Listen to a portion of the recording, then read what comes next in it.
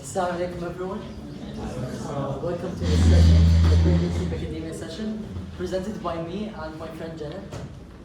In this session we'll be helping you guys and giving you the best high-yield information and tips and tricks in regarding this chapter. And inshallah it goes well. Also while presenting, I'm going to have the book open right here. In case you guys think there's anything wrong with my presentation or information, you can let me know. And I have the book open. Okay, let's begin. We're going to be talking about all these, as you know. So, who can tell me what is fertilization? Like, what are we trying to achieve in this chapter? Fertilization. Zygote formation, exactly. What else? The combination of the sperm and the egg. Exactly. So, fertilization is simply forming a cell, a new cell called the zygote, by mixing the chromosomes from the sperm and the oocyte. صح?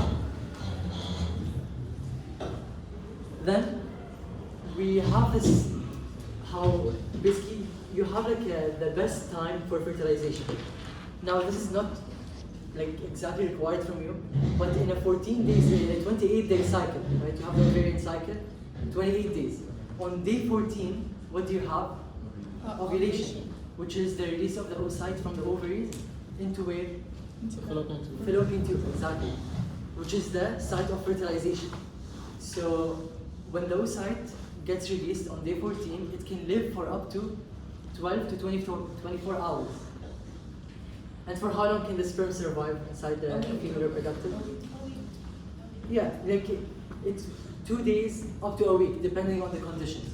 So when you put all these factors together, you get that the best time for fertilization happens 2 days before ovulation and 1 day after ovulation, right? This is just to help you understand the timings and when exactly we're doing all this. Now, during intercourse and ejaculation, millions of sperms get released. But how many do we need? One. Exactly. So, what happens to the other millions? Done. How? Exactly. So we have leaking out. We have Acidity. exactly acidity. Why? Because the sperm like the alkaline environment more than acidic environment. And then finally, what do we have? Exactly. We have macrophages and phagocytes that will remove the sperm. Okay. So these are different ways that the sperm may die inside the female reproductive tract. Now, think about it. The ovary is, the oocyte is here, and the sperm is coming from here, right? And this is where we're trying to reach, this common point, which is in the fallopian tube, the area of fertilization, right? So how does the sperm move? We have different ways of how the sperm moves. Yes, we have reverse peristalsis. We have the fact that the uterus itself contracts and moves the sperm upwards. We have the flagellum. What else? I'll say this one thing. No offense to any of the guys sitting here, I'm a guy myself, but you can consider the sperm as stupid. The sperm can't see, it doesn't think. It just has its nose and just smells. So it's going to be sniffing for chemicals, which is what it's going to be looking for. Yes, exactly. Chemoattractants released by the oocyte. So it's going to be following these chemicals released by the oocyte. Okay? Now, again, as we said, the sperm is stupid. And this guy, the sperm, it's a very important day for him, but he did not prepare well. So he has to, in like 2 to 10 hours, he has to get himself ready, get a haircut and everything, right? What do we call this process of the sperm getting ready? Capacitation. Capacitation, exactly. And what happens exactly in capacitation? Increased motility. Exactly, increased motility. It gets weaker, more fragile, especially the acrosomal Yes, area. yes, exactly. The membrane becomes more fragile. Now, why do we do all this? For the enzyme to be able to release easier. Exactly. Now, so basically what happens is we have the acrosomal enzymes in the sperm, right? In the head of the sperm. But they don't get released easily because we have this thing called a cap, right? Which is the cholesterol and glycoproteins, and they're all covering and making the membrane very strong. Now, when the sperm reaches the oocyte, we have to penetrate and we have to release these enzymes. How do we do this? Capacitation, which is how when we're going to remove all these cholesterol cap and all this. What helps in removing this cap? The chemicals that that are released within the uterus. Yes, exactly. We have chemicals in the uterine chemicals and secretions that will remove this. Now, why do we have this cap in the first place? Like, why is the sperm, like, why does it exist? Yes. So that To prevent the acrosomal enzymes from spreading to the eye and Yes. basically killing the sperm. Exactly, because imagine if in the male reproductive tract, the sperm releases its enzymes. It's gonna be, you're gonna like autolysis, you're gonna be destroying your own body. Okay? Now, also, again, to mention that capacitation happens to increase the motility, very important, motility, and to make it more permeable and allow for the release of the enzymes. And then this is what we talked about. Now, what reaction is going to happen after capacitation? Also as membrane acrosomal. Acrosomal reaction, exactly. So we talked about this and how it moves, right? It moves to using the flagellum, chemoattractants, and all this. Now, the acrosomal reaction is basically when the sperm is going to reach the oocyte, right? There in the fallopian tube, we have reached the perfect place for fertilization. We have a bunch of like checkpoints we have to get through. What's the outermost layer of the oocyte? Corona radiata, exactly. What cells? Granulosa cells, right? Now, first we have to get through this. Now think about it, the granulosa cells are very weak. They're just like cells, عاديين, and we don't have to like use a lot of stuff for them. So just a few enzymes and we get past it. Then we reach who? The zona pellucida. What is the zona pellucida made out of? Right. Exactly, it's tough glycoprotein. So this is where we're going to be using our acrosomal enzymes that we were preparing for. So when the sperm gets past the corona radiata and reaches the zona pellucida, it's going to like bind on specific receptors, right? Now, this is again not properly mentioned in your book or included, but it's a very helpful tip that you can keep in mind for many other like chapters too. That every time you want to release granules or like exocytosis, you need calcium. It's always like this. Calcium helps you in releasing stuff outside the cell. Now here, what are we releasing? The acrosomal enzymes, exactly, which is using exocytosis. So what do we need? Calcium. That's why in the sperm, calcium levels will rise up, which will help us in releasing this acrosomal enzyme, right? Any questions so far? All makes sense? Perfect. So when the acrosomal enzymes, they get released, they digest the zona pellucida, and now we have like a clear path to who? To what? To The oocyte, the plasma membrane. Because remember, we have a third layer, which is the plasma membrane. This plasma membrane has, again, another receptor. When the sperm binds to this receptor, what happens? Exactly. This is the fusion. Now we have fused the sperm and the oocyte. When this happens, that's it. It's like the sperm, خلاص, يعني the contents of the sperm will enter inside the oocyte and we have penetrated successfully. But again, how many sperms do we need? One. So what do you expect will happen? Like, how are we going to deal with the rest of the sperms? Because we did say a bunch of them die, but still, like thousands reach. hardening of the hardening of Yes, hardening of the zona pellucida. What else? the receptors will deteriorate. Exactly. So we have two main processes that will happen that will prevent polyspermy. Because in humans, we don't have polyspermy. If we get more than one sperm inside the oocyte or gets fertilized, we get like non-functional zygote. It won't work anymore. It's pointless, right? So the way we prevent this is by two mechanisms. First is the oocyte membrane block, okay, which is basically we're gonna get the cortical reaction. Okay. Now, the moment the sperm bound to the receptors, right? We said fusion happens. خلاص, we bound our first sperm. What are we going to do with the rest of the receptors, rest of the hada? Release them. Just get rid of them as vesicles. You can see here, very funny drawing, but this is the plasma membrane, right? With the receptor and the sperm that's bound with like the sperm we want. These, we just release them. They still have receptors, so other sperm can bind on them as decoys. They bind, but nothing happens. Again, the sperm is stupid. Okay? Finally, or the second step is what?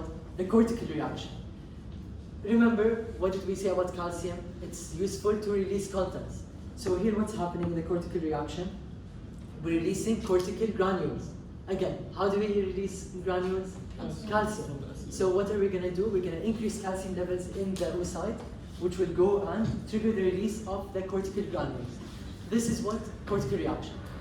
What does the cortical reaction trigger or like help in? Exactly, which is called the zonal reaction. So the cortical reaction is essential to be able to move and do the zonal reaction. Okay? And the zonal reaction is very simple. The granules that we just received and we removed or released, they will harden the zona pellucida, impermeable. خلاص, no sperm can enter. And remember we said we had receptors. We remove them. خلاص, now this oocyte is clean, no receptors, one sperm bound. That's it. This is exactly the aim of fertilization. This is what we want. Okay? Now, the sperm, خلاص, it has its last moments before it can do nothing anymore. After it binds, right, to the plasma membrane, what is it going to do? The contents of it will go in the oocyte. The nucleus, the mitochondria, and what else? Centrosome, right? These are the main parts in the sperm. أصلاً the sperm doesn't have a lot of. المهم, so when the nucleus enters inside the nucleus of the sperm enters inside the oocyte, what are we going to do? It's gonna expand. Exactly. It starts replicating its DNA. Again, you don't have to know specifically like the number of chromosomes, but to be able to produce a proper functional zygote, you would need like a specific number of chromosomes, which is why we're replicating the DNA. Again, you replicate the DNA, what happens? It gets bigger. Now, how does this move? How do you move the nucleus? Microtube. Microtubules. You have centrosomes that were responsible for the flagella. They entered and you can see here, it's like moving the nucleus. It's like the sperm is stupid and shy. He's very shy to walk on his own and go to the other nucleus. So what do? We push him. It's not, there is nothing bad happening. Okay? Now, the oocyte, the moment it got ovulated and released from the ovaries and it was moving the fallopian tube, what was it arrested in? Exactly, metaphase 2. It's a secondary oocyte, metaphase 2. I know this sounds like a very random thing, like you want to know why it's metaphase 2 and all. And inshallah you'll know about it in year 1. If you guys want, after class I can tell you about it. Okay, so it's in meiosis 2. But when does it complete meiosis 2? After we penetrated and we got the sperm entry. But we need we can't just decide, خلاص, I'm done with meiosis 2. Remember the calcium that increased, that triggered the cortical reaction? It's the same one that's responsible for completion of meiosis 2. But one other electrolyte or element, exactly, zinc. So think about it this way. Calcium levels inside are very high. Too much positive inside. You want to balance it out. So what's going to happen? You're going to take out zinc. That's why it's mentioned efflux of zinc. So zinc is actually leaving. But it's like in the end you have a bunch of calcium and zinc, and this triggers the completion of meiosis 2. When you complete meiosis 2, you get the second polar body. You already had one. Again, not important for you to know. And yeah, that's it. Now the ovum, the nuclei, is ready, and only one step left. Replicating DNA becomes pronucleus. So basically all that's happening right now, they're both ready, they're replicating their DNA, they're moving towards each other. صح? They get very close, but they have the nuclear envelope around. So what do? We break the nuclear envelope, and there's already microtubules waiting, and they catch the chromosomes, they don't let them go anywhere, and what do we have now? Yeah. Fertilization, done. We have our zygote, right? Because true fertilization happens when do we define true fertilization? Exactly. So if I ask you, or the question asks you, fertilization is when the sperm penetrates into the oocyte. Is that correct? It's not correct. Exactly. And yeah, that's it. So this is what we're gonna get, and it has a lot of chromosomes. And yeah. Wait, sorry. It's, If the DNA in each of the pronucleus replicates, بعدين when they combine, won't that be more than diploid? exactly, which gets us to the next step, which is bond cleavage. Because remember, what do you have to do? I'll explain it after. But you're gonna see this. So in each pronucleus before the fertilization, you have 2 copies of DNA in each. So total 4 copies of DNA. No, because remember the sperm has how many? It's like 23 chromosomes and yeah, exactly, haploid number. But is that enough to produce one cell? And this one cell is going to divide? No. That's why you replicate in Abutair, they mix together and that one cell separates, which is cleavage. 46 times 2. Exactly. So yeah, it's 46 chromosomes and like 92 chromatids if you count the like each chromatid. Okay, so the zygote has 2 people inside of it. Don't think about it that way. Then you just have to know that the zygote is a mix of both chromosomes. Okay, and then it has a large number of chromosomes. Why? Because at that point, after fertilization, what do? It's a very important critical step. Mitosis. Exactly, cleavage. We just remember what is mitosis. We just divide the number. صح? So we're just going to separate them, and now we have 2 cells. Each one has the normal amount of cells, chromosomes. اللي هو الدكتور. Yes. Good. Okay. Now we're going to move on to the questions. I'm going to ask you some questions about what we just explained. If you answer, you can get 1-piece cards. Okay. So, do I read or does anyone want to read or you want to read? Yeah. Sperm must first complete each of the following processes to be able to fertilize an oocyte. Should I answer? You want to answer? Answer. Sperm. Are you sure? Yes. صح. Okay.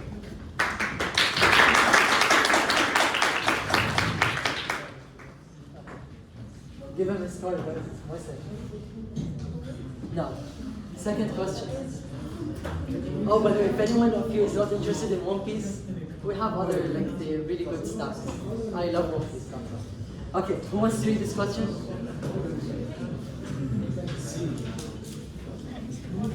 Yeah. When a sperm first reaches the oocyte in the cells, Okay. release some صح.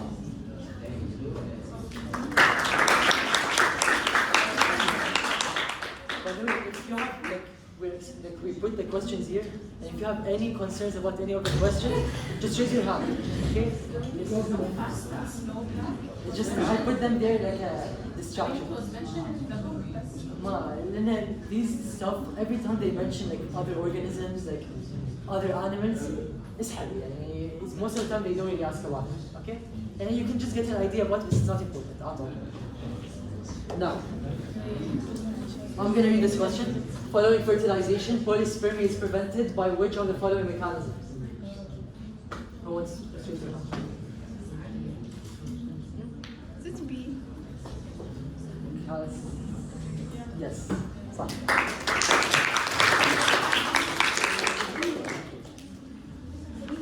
Okay. The result of polyspermy in humans is? Yes, exactly. Remember we said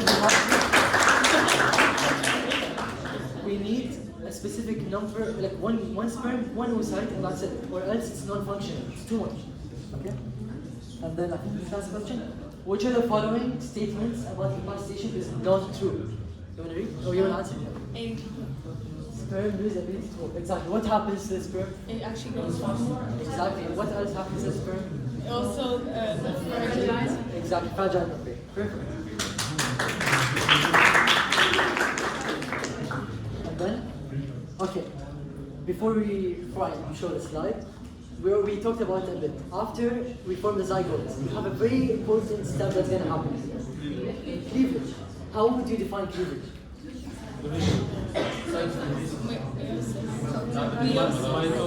Exactly. It's rapid mitotic divisions without the increase of the size. Okay? Because remember, the zygote still has which covering around it? Zona pellucida, which is going to prevent the oocyte from getting much bigger. Okay? Now, so again, this is the plan. Like, this is what's supposed to happen, right? We have the zygote, we do cleavage, we get 2 cells, and then multiply more and more and more, right? Until we form blastocyst, which is responsible for what? Implantation. My friend Jana will talk about implantation. Now, again we said mitotic divisions. Now, we need high surface area to volume ratio. This is the plan. Why do we need this? Why do you need a lot of cells with little volume? Okay, yeah, exactly. You want more nutrient uptake? And also waste disposal. Yeah, waste disposal. What else? There's one very like Building blocks for the effort. example, building blocks. Because like, think about it this way. Is it easier for you to build like a house using one big brick or multiple small bricks? Multiple small bricks, exactly. So that's why you need many cells, small area. Okay? And then while the zygote is moving in the fallopian tube towards the uterus, it does cleavage. Many mitotic divisions. First time we get 2 cells, blastomeres. And then we get 4 cells. Then 8 cells and then 16 cells. What do we call the 16 cell? Morula, exactly. And then, yeah, we keep doing this until we reach a specific amount, or like the highest amount we can reach, which we're gonna see now. Basically, in the uterine cavity, or like while the zygote is moving, right, we're gonna keep multiplying the cells, and we have a zona pedicida. Some fluid will go inside. So, like we have a bunch of cells. Like you can see here, we have like 100 cells or so, right? But fluid goes inside. What does the fluid create? A cavity, an empty area. As this segregates or pushes the cells to one side, one port. So you can see here, you have one area with a lot of cells, no cells here. So, now, these cells here, the inside, they have a specific shape, and the outer cells have a specific shape. Okay? The ones inside, what do we call them? Embryoblast. What do they help in giving? The embryo, exactly. You have a lot of stuff with the embryo. While the cell outside give us the trophoblast. Perfect. And yeah, trophoblast. We'll explain all this. Jana will explain it in the report. Now, a few more questions, and then Jana still. So, which of the following statements best describe cleavage? I think D. The mitotic divisions that occur in the first 3 days. Oh no, B. خدتي ولا لا؟ B. Meiotic division? Mitotic division. Yeah, Be mitotic, very careful. mitotic. These are very important questions. Trusted source. Okay? They are mitotic divisions. Okay? So it's mitotic divisions that occur in the first 3 days of embryonic life. Okay? You still get cards though. I want cards. Or whatever she wants. Okay. Now, what's the correct sequence of pre-embryonic structure? Very. No. Zygote, perfect.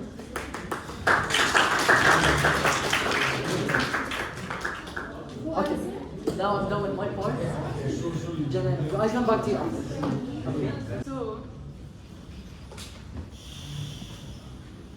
Okay. So we reached the part where we currently have ended with the blastocyst, right? Okay, so we said the blastocyst has an inner cell mass, which is the embryoblast, and an outer layer, which is called the trophoblast. Okay, so we have the embryoblast, we have the trophoblast, and it has a cavity, so this is called the blastocyst. Now the blastocyst, where is it? In the uterus, right? So it's in the uterine cavity, and it's trying to grow, it's trying to survive, it wants to be a baby. So how is it gonna eat for the first few days? Uterine secretions, okay. So it had uterine secretions for 1 to 2 days, 3 days. Then what? Uterine secretions forever? No. So what's gonna happen? Okay, I like what you said. So what's gonna happen is that at some point the blastocyst is gonna decide that actually this is not enough for me anymore. I want more. I want to be inside the endometrium, and I want to go straight to the source. So at a point called the implantation window, so this point, this is in the woman's body, she's gonna have a rise in estrogen, a rise in progesterone. So the endometrium is basically going to be very thick and it's gonna be ready. No, yalla, I want a baby. تمام؟ So what's going to happen is that the endometrium wants the baby, and the baby also wants to implant. So you're going to have cell adhesion molecules, it's called. Okay? So receptors, and what's going to bind? Who's going to have the receptors? The trophoblast. The trophoblast. Okay. So the trophoblast. The trophoblast will go. It will bind to the endometrium. What will it do? It's gonna So, penetrate the wall. Digest the wall. So it's going to secrete Growth factors, enzymes, growth factors. What are the growth factors going to do? thicken. Yeah, growth means growth factors, so the endometrium will thicken. It's going to secrete enzymes, so it's going to digest. So it's going to secrete growth, digestive enzymes and growth factors. So this will cause the endometrium to thicken. The uterine blood vessels will become permeable and leaky. It's basically a foreign object, and it's not part of the mom, it's foreign, and it's going to try and penetrate the endometrium. So the body is kind of having, this is going to take a characteristic of acute inflammatory response. So there's going to be inflammatory cells. There is going to be leaky capillaries. If you think about inflammation, inflammation is all the inflammation is basically is that all the blood vessels are allowed to come out of the blood and into the tissue. So what's going to happen is that the trophoblast, what's it going to do? Differentiation. Okay, it's going to turn into 2 layers. The 2 layers are.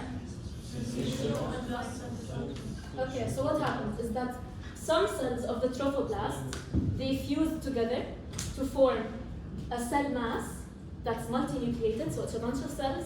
They decided to fuse, so it's going to be syncytial trophoblast. And some of the other cells will remain. They're just going to still remain one cell, so it's going to be cytotrophoblast. دلوقتي, who is the layer that is more stronger? Syncytial, yeah? So you think of it, it's an army together. They're all the cells that they fuse together, they form an army. So all the syncytial trophoblast is worried about, I want to protect this baby, I want to make sure that this baby is implanted. What's it gonna do? Okay, so it's gonna keep on digesting the endometrium until it's implanted. At this point, does the mother's body know that there's a baby? No. How is it gonna find out? Because of the chemical secreted? Yes. Okay, so who's gonna do that?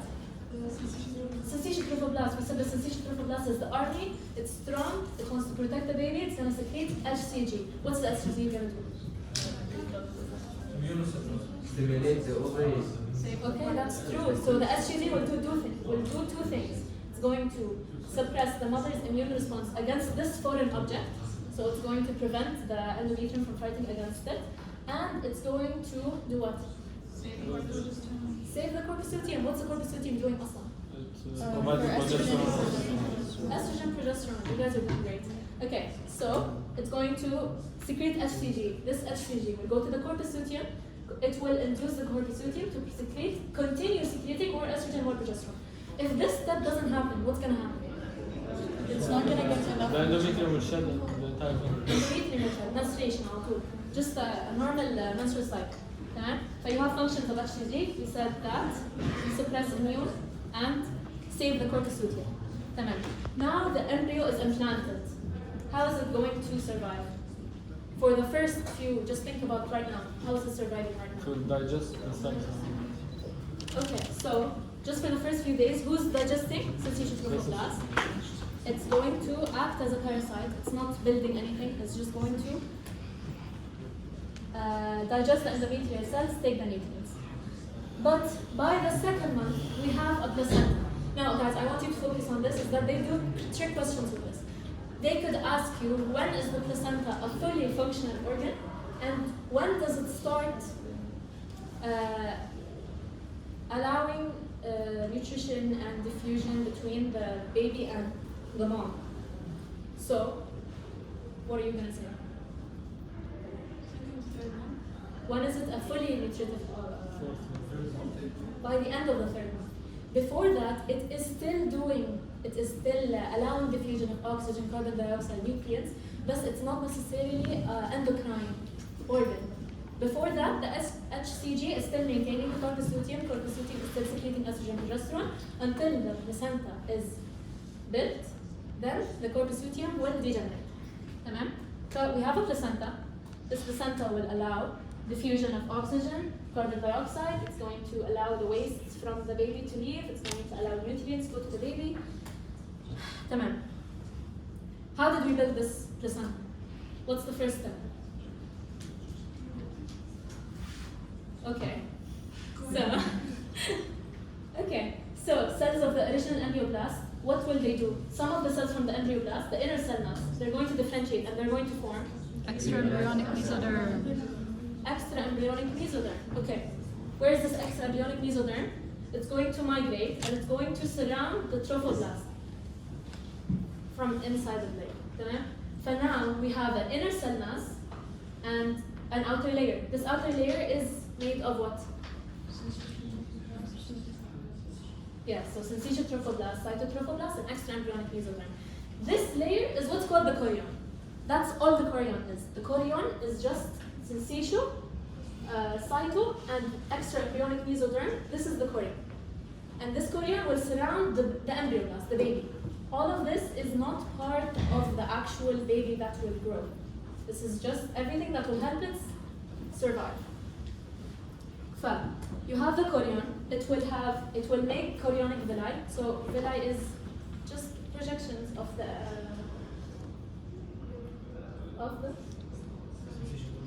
Okay, so it's just عادي إنه endothelium and it's folding. So that's causing villi. Now, if we have villi, that means we also have intervillous spaces. So we have one villi. The space between these villi is an intervillous space. Intervillous, in between the villas. دلوقتي this villus أصلاً, where is it happening? Inside the uterus. It's happening inside the endometrium. So what's going to be in the intervillous space? The mother's blood. تمام? So now you have maternal blood in the intervillous spaces. Now, the syncytial trophoblast will decide that I want this maternal blood. I'm going to try and entrap it. I'm going to close it. So some of the syncytial trophoblast will fuse, and so it will entrap some of the mother's blood inside. So now what did we have? We had the embryoblast. It made villi. You have intervillous spaces, and then it traps some of the mother's blood inside the. In its يعني عادي it wants it for itself عشان تاكل براحتها فايه فدلوقتي you have what is this called? It's gonna be lacuna. That's what they mean.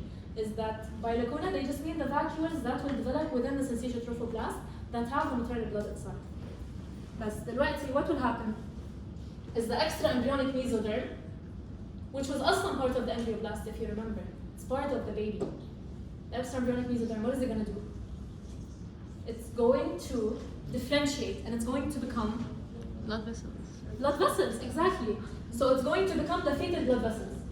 Now, look what happened. We have the maternal blood here and you have the fetal blood like right here.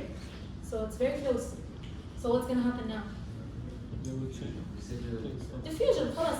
So if you look at the basic microscopic structure of the placenta, this is the microscopic thing. This is all you need to know. You don't need to know anything about how the umbilical cord is formed, where is it coming from, why is it happening. You're just putting yourself in this area of this is how the fetal blood became really close to the mother blood. And then, so the exchange will happen via diffusion.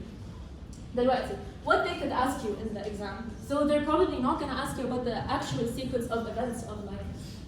It's going to be really ironic if they do ask you that, but they usually don't. They're not going to ask you how the placenta is forming. They're just going to tell you that, for example, what is the barrier between the fetal capillary and the maternal blood? Any ideas? What's the question? So what are the barriers? The chorion. You're right. Okay. So the chorion and the endometrium of the fetal capillary. Fetal capillary made an endometrium فخلاص فهيبقى endometrium, fetal capillary, and the syncytial trophoblast, cytotrophoblast. These will be the barrier between the maternal blood and the fetal blood. So whenever they tell you that they are in direct contact, you're gonna say no, right? Because they're not in direct contact. Come on. Now we have the embryoblast. This is what it was. This is what it is now. It made the villi. The villi will fuse, and it's going to make a placenta. Now this picture from the book is basically this is what it's telling you. So you have the syncytial trophoblast.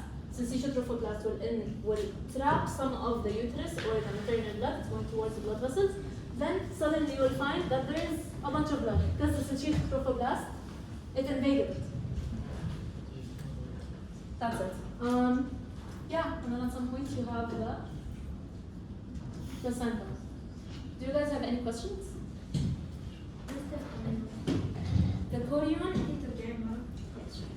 So the chorion was when we had the syncytial trophoblast. First we had syncytial trophoblast, cytotrophoblast. The embryoblast decided I'm going to make more cells and I'm going to spread it along the layer of trophoblast. Here the embryoblast decided it's going to make another layer of cells. It put this layer of cells outside of the trophoblast. These three layers is what's called the chorion. So the chorion is nothing but the extra embryonic mesoderm, cytotrophoblast, and syncytial trophoblast. That's it. And it's going to make the villi. If they're asking us for the barrier, can we just say the syncytial trophoblast instead of the chorion? It depends because it's MCQ, so whatever makes the most sense to you. What if they're both mentioned? Chorion would be the one. Can you repeat the question? Like if they're asking us for the barrier between like the fetal blood and the maternal blood, and they mention both the syncytial trophoblast and the chorion, which one would be the correct They won't option? put them together. The thing is, they keep in mind, Salah, with the pregnancy chapter, the questions are always very clear. Yeah, and even in the final, they never get to like very weird questions for this chapter. And as long as you understand the concept, that's good. No, they won't get you with the syncytial trophoblast or the chorion. Then the chorion is made out of the syncytial trophoblast. Don't scare yourself. If they do that though, I would choose chorion personally. Yeah. But I have a question. yes. The differentiation of the embryoblast, it's happening while all of this is happening. Yes, that's true. Oh, So this is actually a very important point. I forgot to mention it. That in this chapter, keep in mind that you have two separate events happening. You have the events of the placenta formation and the trophoblast and all this stuff. It happens. And inside, you have the embryoblast also getting changes. In the book, the way they do it, they go to the placenta, they finish the placenta, they move back in time, and they do the embryo. But in reality, they're happening at the same time. So don't confuse yourself. They both happen at the same time. 3rd week, you have gastrulation, and you also have stuff happening to the placenta. Normal. It's like, just keep in mind, there's two events happening simultaneously, separate. So here I'm talking about embryoblast for simplicity. I'm not telling you the layers, but for simplicity, بس عشان تفهم البلاسنتا الأول. Then you can go and understand what's happening with the embryoblast inside. That's it. Okay. I think there was one more point, which is basically explaining that the maternal portion of the placenta and the fetal portion of the placenta. So, what's the maternal portion of the placenta? The Decidua basalis. So, do you know the specific definition of that in the book? Okay, so in the book it literally says that it's the portion of the endometrium behind the embryo. Which personally for me that's very confusing, but they might think that, oh, it's behind the endometrium, whatever. Okay, and then so the placenta beneath. Did I say behind? Okay, so the portion of the endometrium beneath the embryo. Anyways, and then you have the decidual capsularis, which is basically, I want to go back and explain, that when the embryoblast was implanted, this would be the basalis, and this would be the capsularis. It encapsulated the embryoblast, or the blastocyst, or whatever it is. Yes. This is basically, because you guys suggested that I use the pictures from the book I find this confusing, but if you look at it, it's exactly what I was talking about. You have the lacuna, and then you have the fetal blood vessels trying to eat from the lacuna. So this is the blood vessel, syncytial trophoblast, cytotrophoblast, lacuna. So that would show the barrier. And diffusion would happen between them. This is very important, but as I said, they always trick you with this, that from the first month, where's the fetus eating from? Or by the end of the third month, what's going on? So I think focus on this. This is very important. That's it. Now we have questions. Does anyone want to read? Okay, for the questions, just raise your hand and she'll pick something. Okay. Which trophoblast derived structure is responsible for preventing menstruation in early pregnancy? Syncytial trophoblast via secretion of HCG. Yes. Does anyone have a question about this? Okay, you're correct.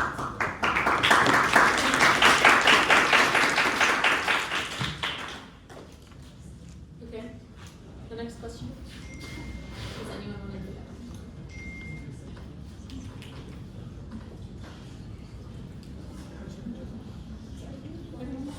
6 days after ovulation, a blastocyst reaches the uterine cavity and fails to implant because of the endometrium is not yet receptive.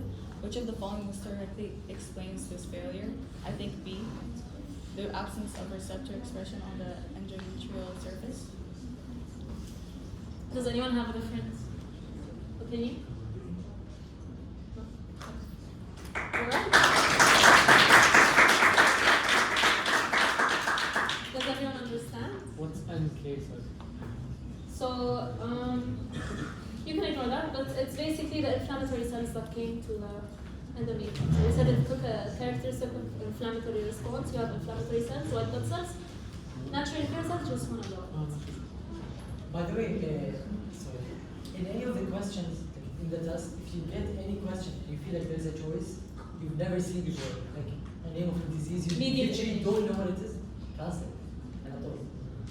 They always say, the moment you don't like it's something out of the book, cancel. You know this is good. They're just putting it for fun.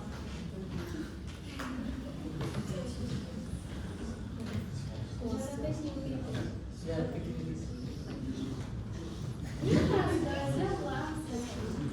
Guys, there's one score, juice, See? so much. Ibraheem, both of them rely on cancer. Sure. Then I don't mean cancel, but I mean cancel the option. Because yeah. You don't pick this option and then you already don't have the choice, you've never heard of it. No way they're gonna get you something you don't. Okay, so you said C. Yeah, syncytial trophoblast doesn't secrete HCG, so menstruation, right?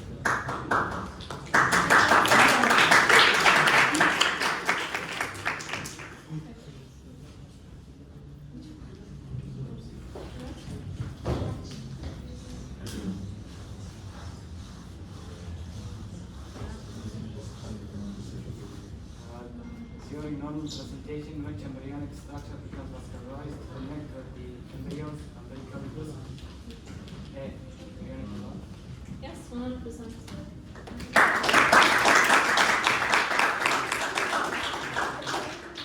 Does everyone understand why? Yes?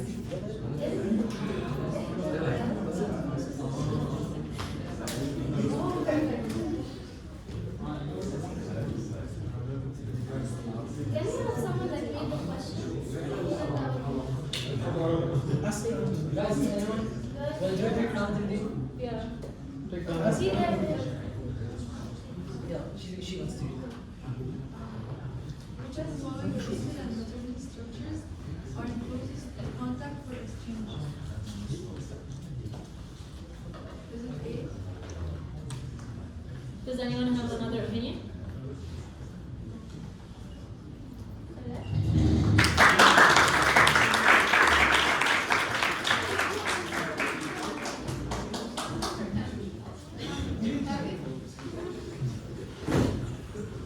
Okay.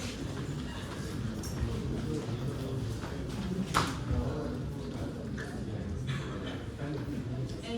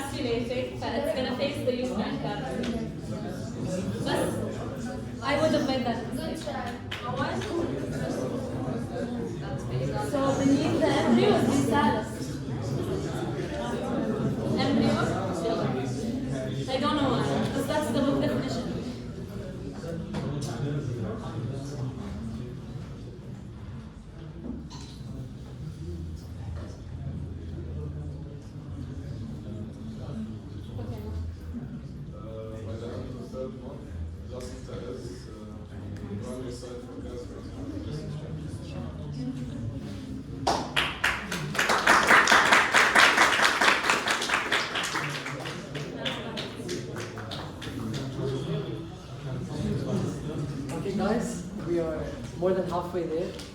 Hana, inshallah, you're all having fun. Is everything going well so far? The speed, everything good? Yes.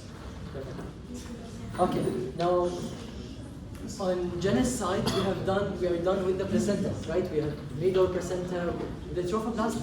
خلصنا شغلة. خلاص. Now what do we have? The embryoblast. So the embryoblast is in this stage. What's going to happen? So after implantation, right? Like during implantation, while implantation is happening, the embryoblast is going to have some changes. So remember, we already said it's an embryoblast. This, what do we have? What do we get after the embryoblast? Embryonic disc, exactly. What are the two cells that will make up the embryonic disc? Exactly. So the epiblast will be at the top, and the hypoblast will be at the bottom. I don't know if there's an important detail or not, but you can just remember epiblast is bigger than the hypoblast. It's in the diagram. Okay? Now, we have this stuff called extra-embryonic membranes. Okay? So, we have the amnion, yolk sac, allantois, and the chorion. Before we get to this, what cells give you the amnion or the amniotic cavity? Exactly, epiblast. And what gives you the yolk sac? Hypoblast, exactly. Now, which one of these wraps around the entire embryo except this one area? No, between these two. Amnion, exactly. And then the chorion is a different story. Okay? So, we start with the amnion, which is created from the epiblast. The embryoblasts are going to form like a full sac covering around the embryo. Fully covered. Except at one area, which is? Exactly, the umbilical cord. And yes, inside the amniotic cavity you have fluid. It's a cavity, you need fluid in it. Now, why? Okay, we have the amniotic fluid in the amniotic cavity. Why? Prevent easier movement. Exactly, it gives like a buoyant environment, allows for movement. What else? Temperature. Exactly, temperature regulation. What else? Why would you want to? Preventive heat. Exactly, you need to prevent the embryo from sticking like one part to another, and prevent it from sticking to the embryo, to the outer layer itself. And then one of the most important functions, physical trauma, right? If like the mother for any reason receives like a punch or any physical or blunt injury, who's gonna absorb this shock? The amniotic fluid. Okay? Now, the fluid starts first as maternal blood. That it gets filtered and you have like almost a clear fluid. Later on, when you get the organs and they start functioning, the kidneys start forming urine. And this amniotic fluid becomes more urine, the fetus urine. I know it sounds disgusting, but keep in mind that the fetus in this stage, it's not eating or drinking anything that's like what we do. So in the end, it's filtering water and it just gets water again. It's just still in the end fluid. Now we have the yolk sac, which we said formed by the hypoblast cells, right? Or again, these membranes form like second to third week. Why is the yolk sac important? Exactly, it forms part of the gut urine, right? What else? These are like a bit harder to remember, but they give you the first blood cells. Where are you going to get your blood cells from? They're connective tissue, you took them. But where do they originate from embryonically? The yolk sac. Okay? And then it goes like different areas. And finally, you have your primordial germ cells. Like when the human is born, where do they get their gametes from? The sperm and the oocyte. This is where they come from. The yolk sac is going to be responsible for these. Yes? I have a question, like how does the yolk sac form part of the gut if at the end it just goes outside the embryo? This you will take more, like we're taking it now in year 1, and we'll take more on it year 2. It's a big step, but it's more like, because the yolk sac is like going outside, and like it gets taken in. It's like hanging outside, and then it literally gets like taken inside the embryo, and like it forms a tube, a circle. Okay, like the yolk sac doesn't give you the entire thing, it's just like a part of it. Okay, so for now you don't need to know like the steps or these complicated stuff. Even I don't know them. Just remember, forms the gut. Okay. Then we have the allantois. The allantois, صراحة, it's a very like such a weird thing. يعني حتى when I asked Dr. Abutair, he just like, it's okay. We just have the allantois. So you just have to know, right? So it's a small outpocketing of embryonic tissue, and the major function of it, the embryo, it gives you the structural basis for what? Exactly, the umbilical cord.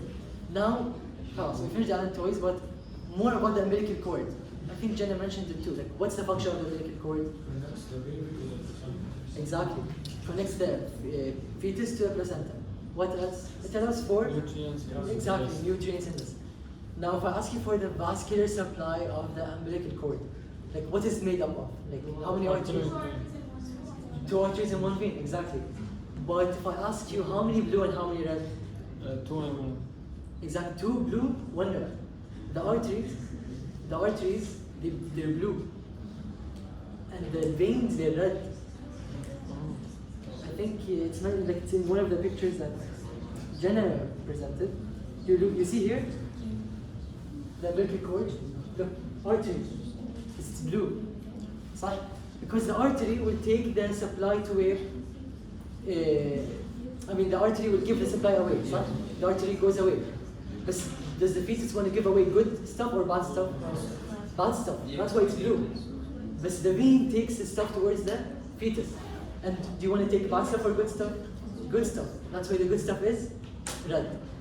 So it's a very interesting thing. I don't know if it's more like high yield or if I'm just interested in it. But I think it's a very cool thing, where the veins are actually doing the opposite of our usual body. Okay? Now, yes. The allantois, we said it's not that important, but in us right now, we're all sitting here, we all have, the allantois form the small part of us, which is? Huh? Yeah, and part of the urinary bladder, specifically. Then the umbilical cord gives you the belly button, but the allantois specifically disappears. So what do you get from it? Part of the urinary bladder. Okay? So the yolk sac gives you the gut tube, allantois gives you urinary bladder. Not the entire thing, just a part. Okay? And the chorion, Jana explained perfectly, which is, it helps from the placenta and enclosing the embryonic body. صح? Now, two questions, I think.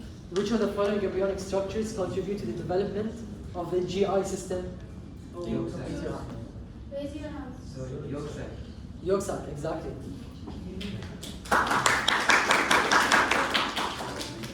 Why not allantois? Because that's the urinary system. Exactly, this gives you the urinary bladder. Why not the umbilical cord? It's the allantois. ما له دخل, exactly, it's something else. The amnion is just round. Now, exactly, we just mentioned it. The allantois gives you what? The urinary bladder. Urinary bladder, so we don't have to. Okay. What produces the first blood cells? Yolk cell. And a few other cells, which are? Let them raise their hand. I'm doing it I'm going to every option. Okay, perfect. The umbilical cord, raise your hand if you want to answer. It's a very, very hard question. Not hard, it's a fun question. New hand. A attaches to the center. So it attaches to the center. أكيد؟ صح. Okay. Why not be The opposite. exactly 2 arteries, 1 vein? Why not C? It doesn't keep it oriented in one place because the fetus moves. And then why not D? This is a very exactly. So if they tell you, the umbilical, if someone just comes up to you and tells you, by the way, the umbilical cord connects you to the mother, to the blood. It doesn't connect you to the mother, it connects me to the placenta. And the placenta connects you to the mother.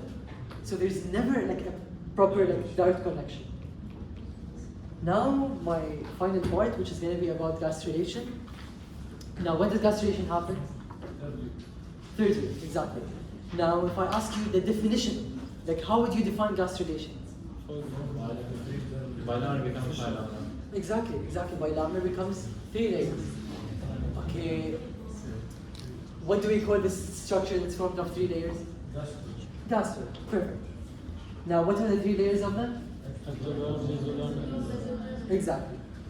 Now, we're gonna start with a random, like this, just to help you understand. Or imagine. So imagine you have a piece of paper. Okay.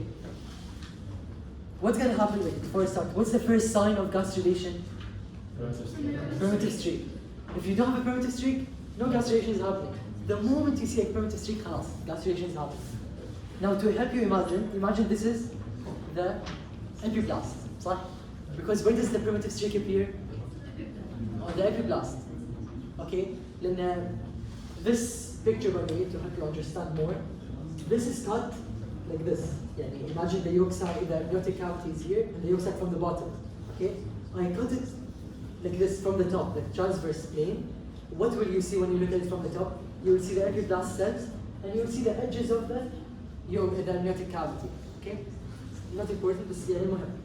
Now, what happens? This is the epiblast cells. You will get something that appears exactly in the middle, an eye. Okay? Something that's pressing on this. Now imagine if I press on this paper, what happens? This happens. صح? Now imagine if there's like stuff standing on this paper. There's no proper, like they're just standing on it. What will happen? They will fall inside. صح? And if I have stuff here or here, and I press on this, it will fall. Everything will just fall from this. So this is what happens. Imagine I'm pressing on it from the middle. All the cells that are at the top, what will happen to them? They will fall downwards. They will invaginate. Okay? Now this very, very important word that I think many people miss, dorsal. Okay? It appears on the dorsal surface of the embryonic disc, which is here. This would be the caudal. You have the dorsal and you have the ventral surface. صح? It appears on the dorsal surface. Very, very, very important. Like I'm guaranteeing a question on this. Okay? Now, we said we have the epiblast cells at the top, we pressed in the middle, they fall downwards. صح? When they fall downwards, what happens? Who do we have at the bottom normally before this? Hypoblast. These cells are falling from a very high area, very fast, they just go and they kill the hypoblast cells. خلاص. The hypoblast just went away. صح? Now what do we have in their place? Endoderm. The endoderm, or the first layer, formed in the bottom, replacing who? Hypoblast. Now, we still have this empty area in the middle, صح? But we still have more cells falling. We're not done yet. So what do we end up getting? Mesoderm. Exactly. You can just remember it for middle. Mesoderm. In the middle. Right? Now, before we end up getting the ectoderm at the top, one thing happens that makes the mesoderm شوية special. Yes. The cells that are falling, where do they come? Epiblast. Epiblast cells, they just go down and they migrate. They don't actually fall. They move downwards, they migrate, and they go and they replace the bottom cells. So in reality, when they ask you all the ectoderm, endoderm, mesoderm, they all come from which cell? Epiblast. The epiblast just moves down and replaces all these. But you don't just call it epiblast lower and upper. No, you give them proper names. Endoderm, mesoderm, ectoderm. Correct? Sir? Okay. Now what we were talking about the mesoderm. What makes it special? Notochord, exactly. So the moment we fill in this area, something very cool happens, which is where the cells in the middle, they will aggregate, right? They will start getting thickened, and they come together and they form this thing called the notochord. It's like a long tube that goes along this entire line. This entire thing, and from the inside you'll have the notochord. Okay? So why do we need something very long, strong? Axial support. It's the first axial support of who? The embryo. Okay? Now, again, we said structural support. One more thing. The notochord signals the release of molecules. Okay, here it's Russian. It's a signaling center. Now, what exactly does it signal? This is in the part after this. But what does it signal to? And it causes what? Exactly. So the notochord will help in forming the neural plate and neural tube, which Jana will talk about. And then, if I ask you, where is the notochord in our bodies right now? Exactly, nucleus pulposus in the intervertebral discs. You don't see spinal cord, what do you say vertebral column there? Nucleus pulposus. Okay? It's like, you know how you have the intervertebral discs? You have like this gel-like substance inside, which is this. No need to know, just احفظ كلمة nucleus pulposus. Where intervertebral discs. That's it. This is for the notochord. And then finally we have the last cells which give us the ectoderm. The cells at the top, they just change and they become ectoderm. Okay? And then this is just like a very quick recap that, or like, I'll come to what Jana will be explaining, which is ectoderm, endoderm, and mesoderm. So ecto, endo, what do you get? Epithelium. You can think about it that way. And the ectoderm gives you a bunch of other stuff like the nervous system. But E in general, epithelium. Meso, which is mesenchyme, and mesenchyme, where do you know? Connective tissue, exactly. So it's going to give you basically everything else. Perfect? Any questions so far? Good? Everything is good? Yeah, we have 3 questions and that's it. So the primitive streak appears on something surface of the embryonic disc and has which of the following characteristic feature? Raise your hand to answer. I want new hands.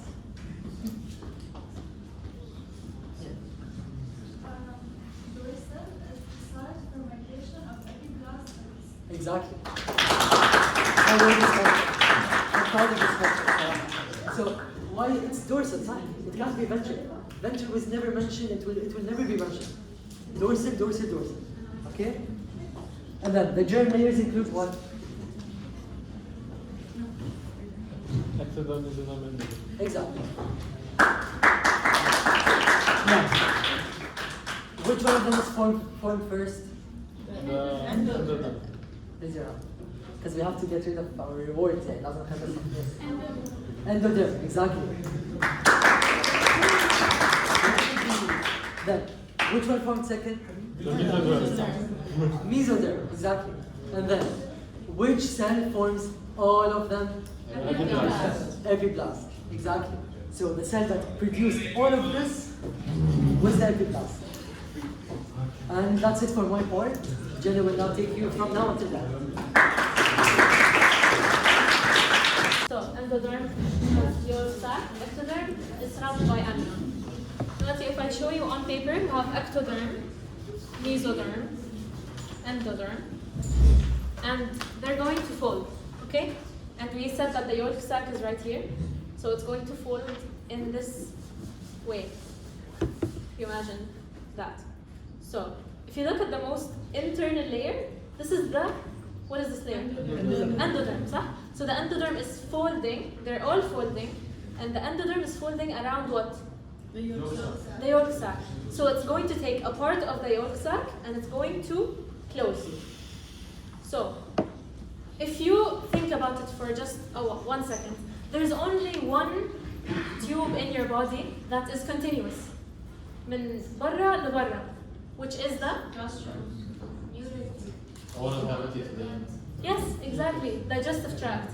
So you have from the mouth to the anal canal. But if you imagine this is me lying down on my stomach, not me, but like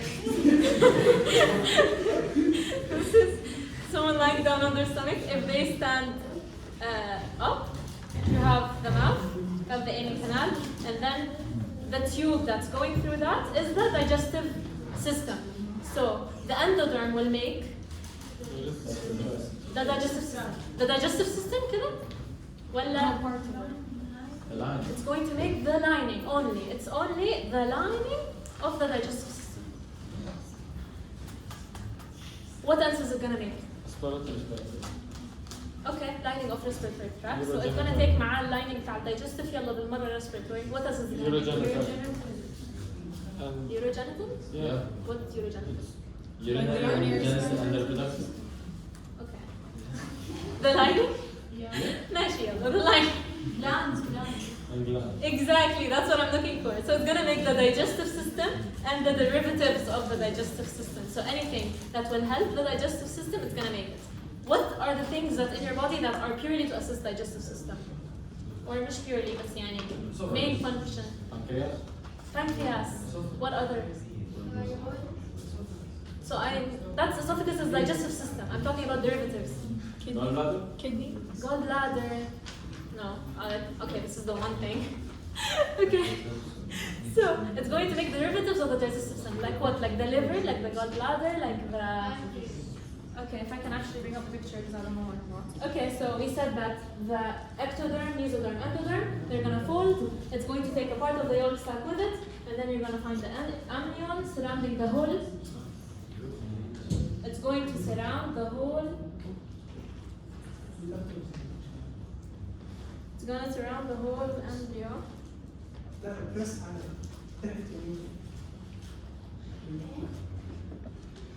Okay, it's gonna surround the whole embryo. And you can actually see that in this picture. If you imagine it, you have ectoderm, mesoderm, endoderm, and it's going to close at this, and then you have the yolk sac still protruding, as you can see in this picture here. Is that clear? Yes? Any questions about that? Okay. So then we talk about what will the endoderm actually make. It's going to make the lining of the digestive tract, of the respiratory tract, and it's going to make the derivatives. What I mean by derivatives is anything to do with the digestive tract. So you're gonna find literally like almost every organ in the body is made by the endoderm. What I mean by that is the lining. Exactly. So it's gonna line everything. It's going to put the guideline of يلا اللي بعديه هيعمل الحاجة اللي بعديه. Okay? So it's gonna make the thyroid gland, the parathyroid, liver, pancreas, gallbladder, intestines. It's going to make the trachea, the lungs, it's going to make everything. Basically, endoderm will make the lining of everything inside. If they ask you about lining, put endoderm. Okay? Now, you have your digestive system, or the lining of the digestive system, and around it you have your ectoderm. So this is someone standing. They made their digestive system. And now they want to make their spinal cord. If you also look at the body, so what's right behind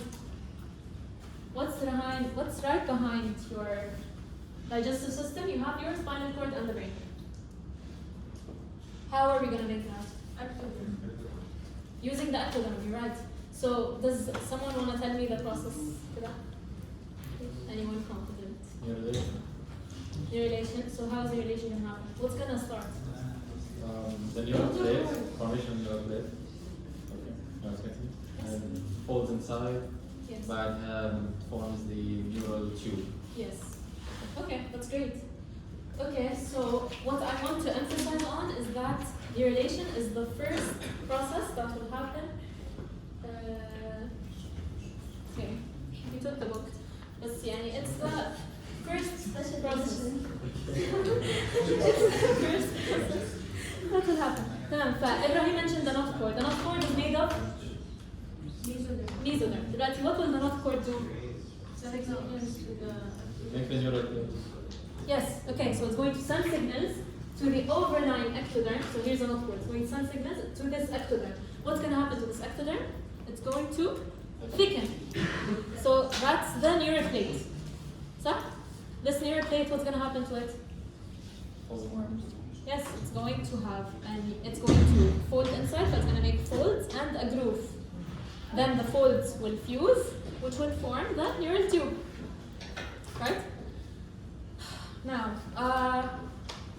is there any comments you want to make about this? So we have the neural tube, but also there's some kind of cells left behind. The neural crest cells. Great. Do you have a question? Yes. You said that urination happens, the first thing that happens. Does it happen before the lining of the endoderm?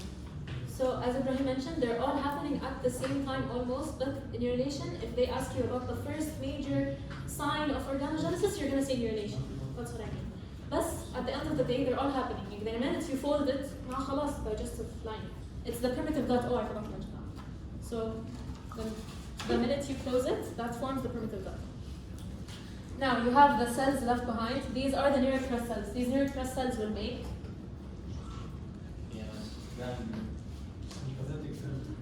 sympathetic ganglia. What else will it make?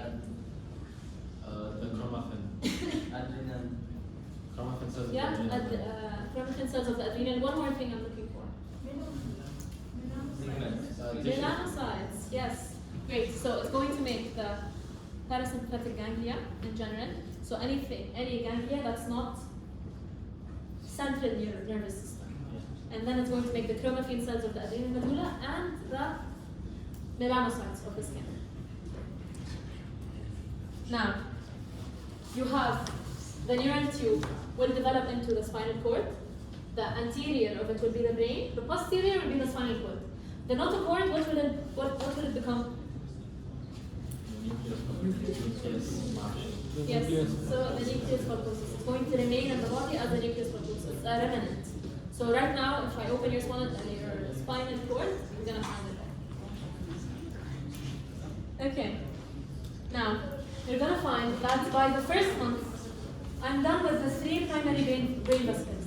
By the second month, all the brain flexures are evident. Your brain is good. You can record the brain on the baby. You can see the brain waves. You know? But I still have ectoderm left. What am I going to do with this remaining ectoderm? Epithelium. That's great. So the way I would think about it is that first thing, I'm worried about the spinal cord, the brain. I'm going to make it, and then I have some left. فيلا نعمل epithelium, which is the skin of the entire body, right? It's going to make the epithelium and what? Anything that relates to the skin. Exactly. So derivatives of epithelium, just like we said, endoderm will make the digestive tract and derivatives. So I'm thinking about glands of the digestive tract. And then if I do ectoderm, I'm thinking about the brain, the spinal cord, the epidermis, and the derivatives of the epidermis, which are the hair, nails, glands, sebaceous glands. So if they ask you sebaceous glands, that's a derivative of the skin. Are you going to say ectoderm or endoderm? Ectoderm, because a derivative of the skin. Even if it's a gland, it's a derivative of the skin. So you're going to go with ectoderm. Okay. Now, so we talked about the endoderm. We talked about, what did the endoderm make? Digestive, respiratory, Yes. glands. Lining. Anything lining? Endoderm. The ectoderm made the brain, the spinal cord, epidermis, right? Now we have the middle layer, which is, it's going to make most of the things. But the first thing we said that the mesoderm made was the notochord, yes. So the first thing it made, notochord, out of the way. Second thing it made, and then you have 3 mesodermal derivatives, which is? Yeah, intermediate, somites, and lateral plate. So it's going to make the somites, the intermediate mesoderm, and the lateral plate mesoderm. And each of these will make a specific thing. Okay. Now, if you start with the, so this is a diagram, if you can imagine with me. This was the notochord. Notochord sent the ectoderm, thicken, make the spinal cord, make the neural tube. Next to the notochord على طول is the somites. Somites, for your benefit, it's also called para-axial mesoderm. So we said that the notochord will make the axis of the body. It's going to set that this is the front of the body, this is the back of the body. So this is the front of the body, this is the back of the body. So anything next to the notochord على طول is the para-axial mesoderm, which is also called the somite. The somite, we made the spinal cord. What do we want to do to the spinal cord? We want to make sure that it's protected. So what's the first thing I'm going to think of making? What's going to protect the spinal cord? The vertebra, yes. So, okay, somite's going to make 3 things. What is it? Did the candy finish? يعني run out? لا لسه في كاندي يا جماعة. طيب يلا. Okay, go. Sclerotome, dermatome, myotome. Yes, so it's gonna make it's gonna make 3 things: sclerotome, myotome, and dermatome. The first thing we thought of making, we thought about discussing the sclerotome. And then the sclerotome decided I want to protect the spinal cord, right? So I'm gonna make the vertebra. What is right connected to the vertebra? If you think about it, vertebra? Ribs. The ribs, exactly. فأصلا if you see the vertebra from the back, it's connected to the ribs. So it's gonna make the vertebra وكمل على الموضوع. What's the difference between vertebrae and spine? صح, they're the same thing? No, so spinal cord is the actual neurons, and then the vertebra are the bones that are around the spinal cord to help it, to protect it. Yes. Right? So, sclerotome, we thought about it. Somite, closest thing to not cord, first thing we want to make, vertebra, ribs. Good? Yes. Now we have what do we have? The mitome? Right. Now, once I made my spinal cord, once I made my vertebra, I can now stand. So now I want to move. How will I move? Muscle. What type of muscle? Skeletal muscle. So you say myotome, على طول you think without any like hesitance. خلاص. Myotome, skeletal muscle. Now that you made the spinal cord, the vertebra, you can now stand, you want to move. So you will make the skeletal muscle. Once you make the skeletal muscle, يعني واحد محتشم, he wants to cover the skeletal muscle. What's he gonna cover it with?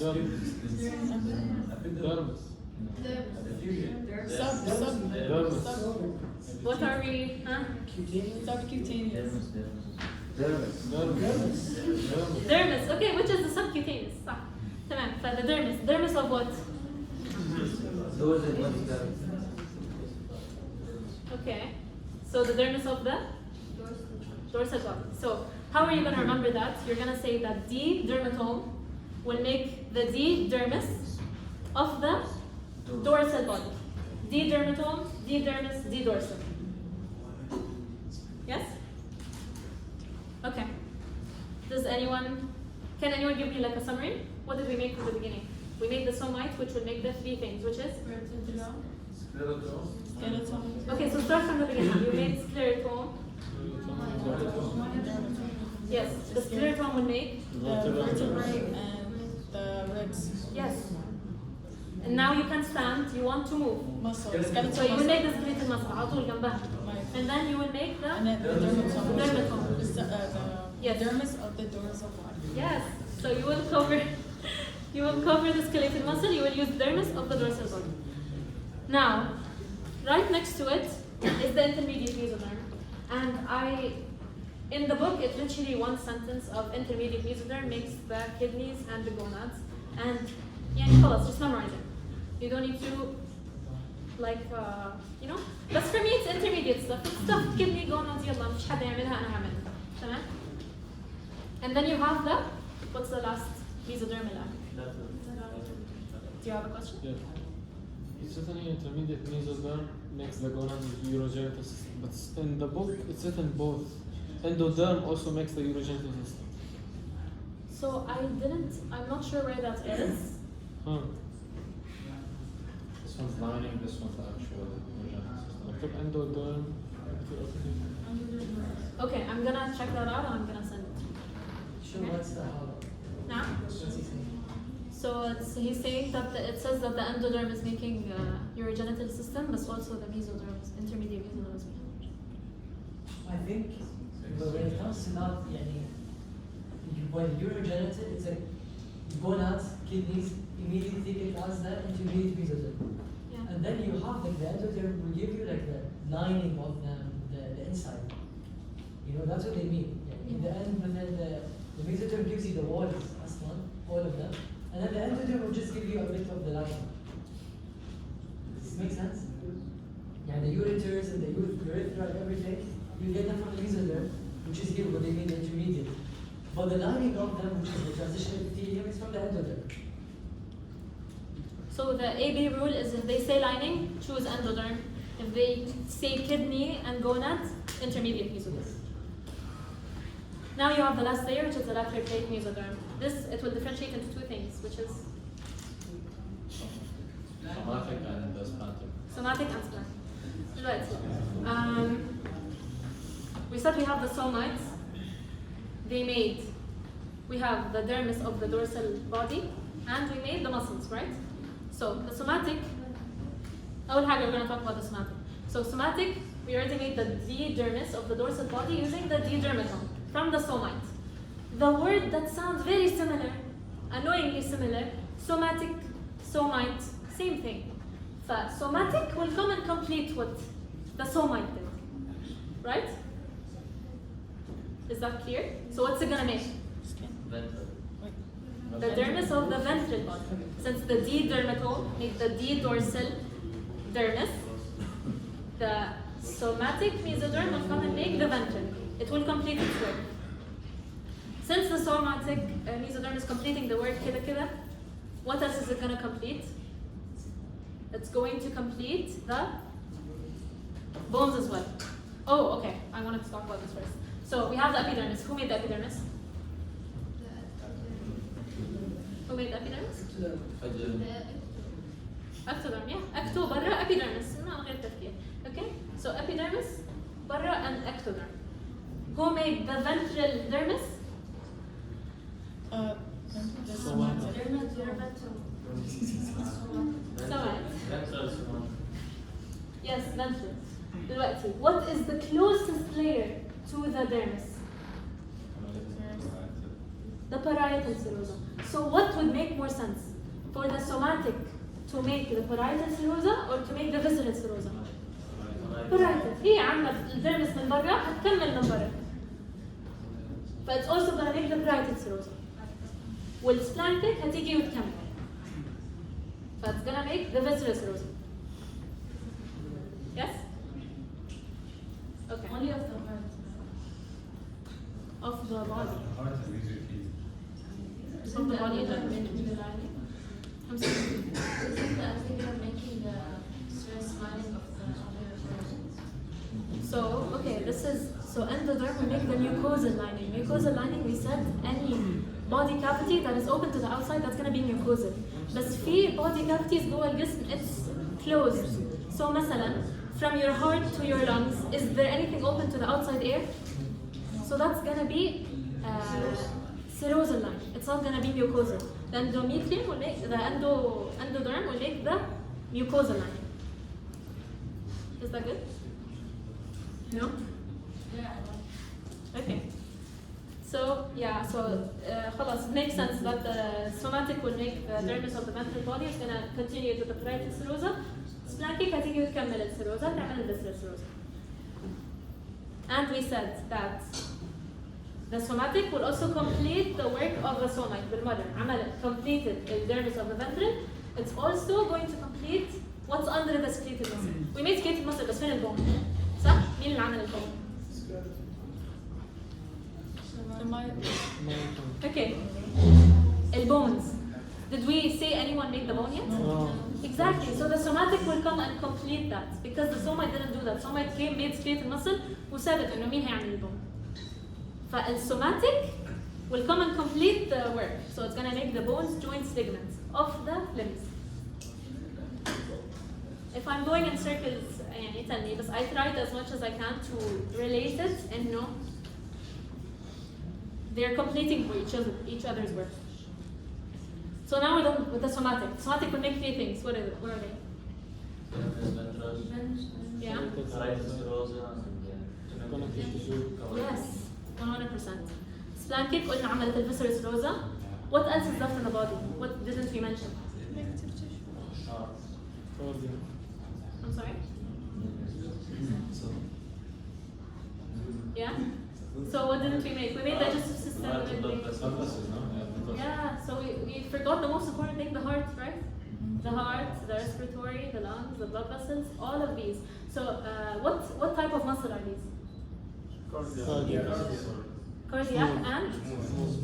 Yeah, smooth. So in general, the splanchnic will come and make the involuntary muscle. No one volunteered to make these muscles of the stomach, of the intestine, of the heart, of the... No one volunteered to make them.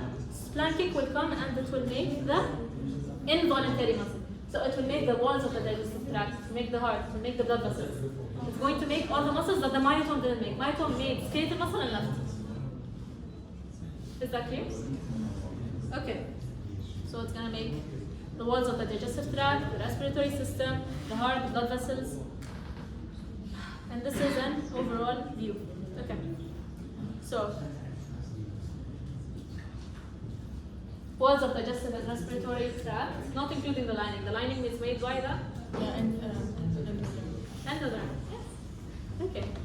So, this is just a visual representation. presentation to understand that every single organ in the body is made of one of these 3 layers. You have the 3 layers, ectoderm, mesoderm, endoderm.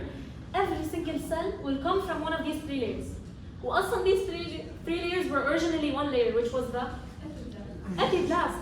فحتى لو فكرتي سبحان الله, just from every single cell can make anything. So the cells of my hand, مثلا, they have the ability to make an eyeball, مثلا, and they, from the signals, قدرة ربنا سبحان الله, يعني, they decided, no, I'm gonna make a hand. That's what I mean, is that epiblast made the 3 layers, each of them will make the organ. So the endoderm get عملت الlining, the ectoderm عملت الbrain, the spinal cord, the enteric nervous system, anything that will control the digestive system, anything that will control anything else, and then you have the mesoderm, makes the walls of everything, makes the, what else did it make? Serosa, right? The connective tissue, all of that. This is a really good picture. It's showing you exactly what every layer is making. So you have, what's the first one? Ectoderm, mesoderm, and endoderm. صح? That's it.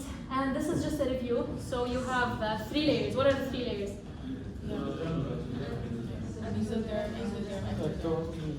Yes, ecto, meso, endo. What's the first thing we discussed? Endoderm عملت? Lining of digestive. Right? The mesoderm عملت الnotochord. The notochord, what did it do? Signal. Exactly. Signaled the ectoderm to do what? Neurulation. So the notochord told the ectoderm, make a spinal cord. The ectoderm finished the brain, finished the spinal cord, decided I'm gonna be ambitious, I'm gonna also make the epidermis, and I'm gonna make the derivatives. So now we're done with endoderm, we're done with ectoderm. And we said that the mesoderm made the notochord. Now we have 3 layers of the mesoderm, which is? Yes, intermediate, notochord remained as the nucleus pulposus. We have somite, intermediate, lateral. First we said the somite, closest to the notochord, what's it gonna make? Okay, vertebra and the ribs, and then? Skeletal muscle, and then? Dermis of the dorsal, 100%. Intermediate, we said anything in the middle. What did it make? Kidney glands. Lateral plate mesoderm made 2 layers. Somatic and splanchnic. Okay. Somatic made. Yes, completed the work of the somite. So عملت الدرمس بتاع الفنترال, عملت yes, parietal serosa بالمرة, وكملت ايه كمان؟ الليمس. So عملت البونز, ligaments, and joints. And the splanchnic will make basically everything else. You see hard blood vessels, you see things that you didn't see anywhere else. That's it. This is a very good table. Memorize it. They really emphasize on this. Guys, if you literally had 5 minutes before your midterm and you needed to like study pregnancy one last time, you not skip, it's like you move on from everything and you go to that table that Jana just showed. If you have like the last 5 minutes, you go to this table and you memorize it perfectly. This is, for organogenesis, is the point that they ask about the most. They ask about مثلا neurulation or so on, but when it comes to like what does ectoderm give you, what does endoderm give you, بالنهاية it's the same.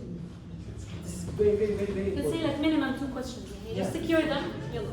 And they're very يعني بالنهاية just memorizing. بالنهاية you just have to this and Jana explained perfectly. She linked everything. And inshallah it's gonna be very easy for you to memorize. Thank you so much guys for coming.